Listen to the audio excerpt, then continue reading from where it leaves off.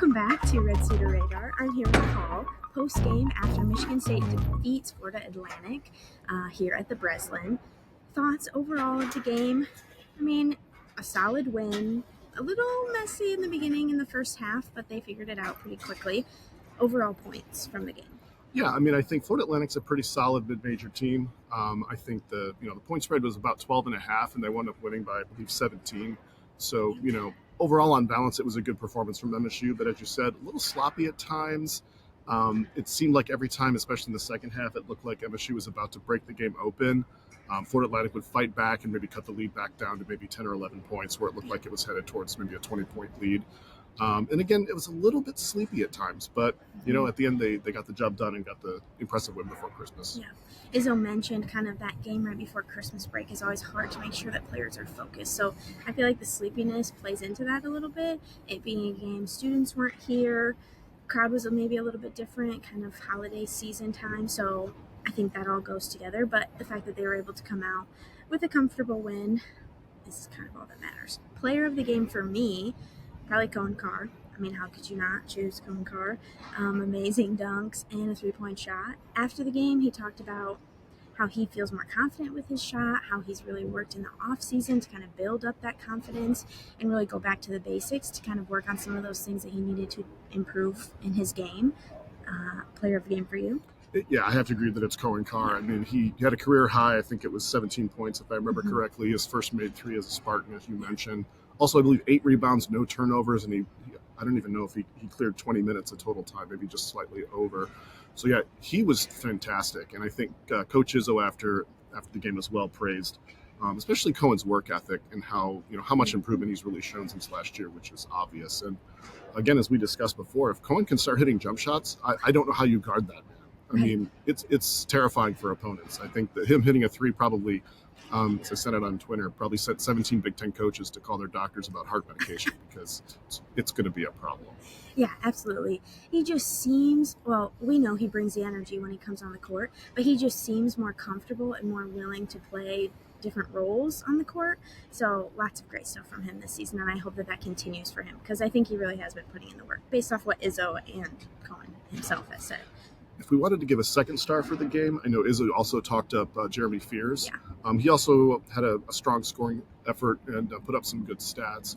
But Izzo praised him for his basically leadership that he showed in the huddle, which is maybe something that, of course, you don't necessarily see on TV or even in person. Yeah. But he said he was getting into guys to try to play harder, guard harder, especially those times when the lead would slip and they would, lose some of the progress that they had made in the previous minute or two. When we spoke on Wednesday in our last episode, we talked a little bit about him leading the team versus maybe what we've had the past couple years, or what the team has had the past couple years.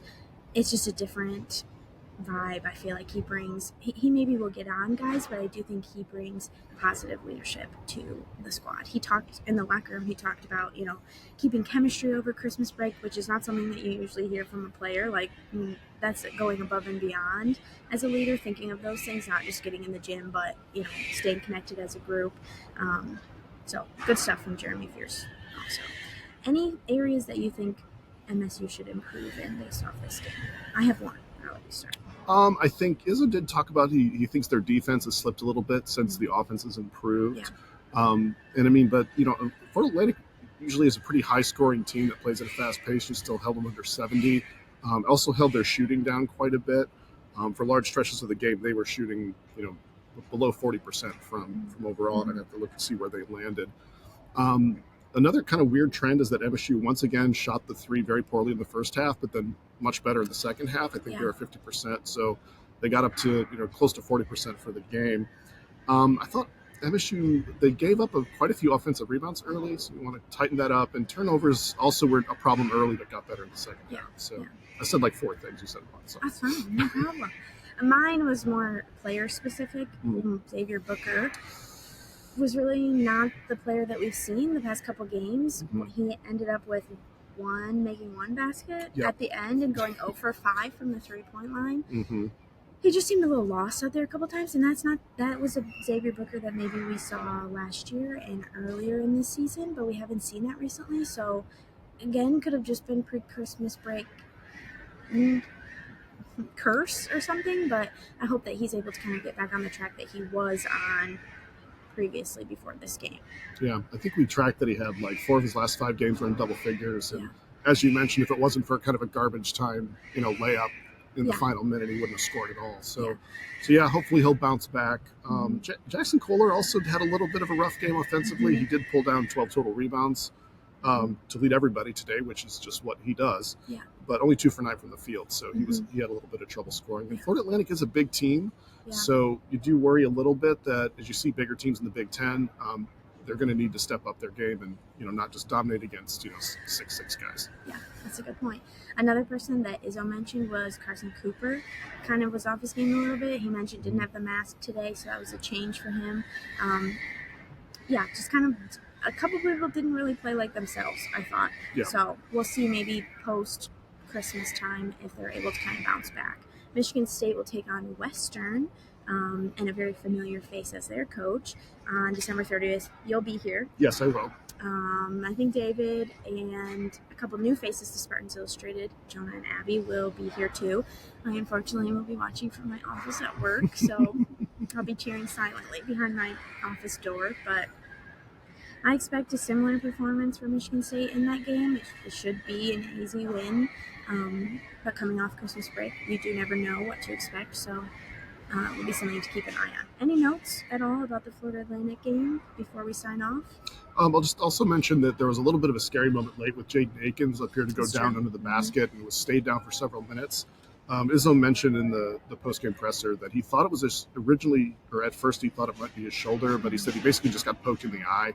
And that shouldn't be, of course, any sort of long-term injury. But because after a while, he did pop up and walk back to the bench. But so that's what it was for those that were curious. Okay. I think that covers our quick recap here. So this will go up soon, right after the game. If you want to kind of recap this win and the Breslin Center, have a very happy holiday season. I'll be back with another episode throughout the holidays time here soon, talking about Michigan State basketball and any other news that might pop up. And you'll hear from Paul probably through X or through Spartans Illustrated message boards here on December 30th. Consider subscribing to Spartans Illustrated as a holiday gift for yourself or a family member. And we'll see you soon. Thanks so much for listening. Happy holidays.